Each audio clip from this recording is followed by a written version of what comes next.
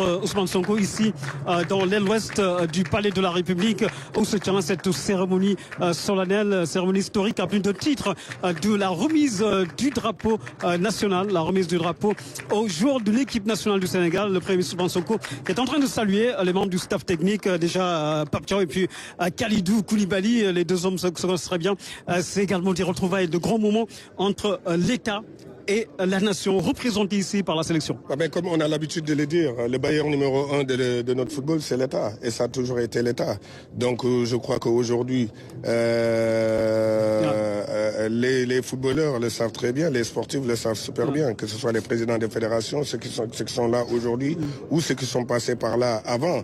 Aujourd'hui, l'État est le bailleur numéro 1 et je crois que, franchement, depuis le président Abdoulaye Wade jusqu'à présent, je me dis que ils ont toujours joué leur rôle et les temps ont changé. Absolument. Et qu'aujourd'hui, il faudra plus de moyens pour y réussir. Et je crois que... Maintenir le standing de l'équipe nationale du Sénégal. C'est ça le plus important. Maintenir le standing de l'équipe nationale et le standing des joueurs qu'on a. Parce que l'équipe nationale, c'est une chose. Et les joueurs, avoir des joueurs de classe mondiale, c'est autre chose. Absolument.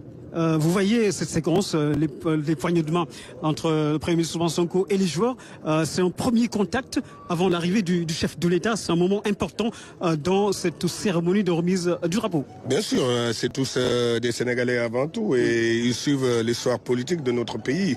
Aujourd'hui, c'est des joueurs qui sont touchés par tout ce qui arrive à notre pays. Donc je dirais qu'aujourd'hui, il y a les autorités de ce pays qu'il faut respecter, qu'il faut donner, comme on leur dit, leur cœur, comme on le dit en sénégalais. Mais je crois que ces poignées de main-là sont importants pour les joueurs parce que chaque poignée de main compte, veut dire chaque poignée de main compte pour un Sénégalais. Absolument. Alors El Hadj ñu ngi jëm ci ndaje mu am solo mu di remise du drapeau national ñu ngi waajal Coupe d'Afrique des Nations de football Sénégal wala cee dem 35e édition yow jotoon nga raaya réew mi ci li nga xamante ni bokkoon nga plusieurs fois xam nga béréb bi bu baax vous êtes un habitué des lieux.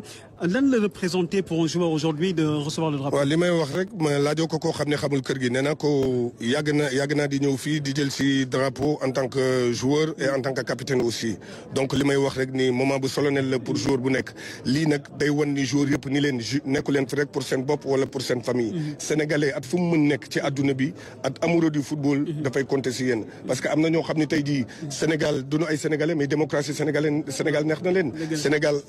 Sénégalais yi neex na leen donc pour montrer rek que ni tey jii moment bi nga xam ne moo gën a am importance avant le coup d'envoi et est-ce que sax amul gën a am importance moom le coup d'envoi moo di sénégalais ak fu mu mën nekk jox na la boppam booy tàkkaleel ko booy dribleel ko booy marqué boo amee occasion essaye de te concentrer def le tout pour dugal ko pour xam ne sénégalais bi nekk sax ba si au fond du Sénégal wala au fond du monde bëgg Sénégal tamit ma ngi lay xalaat.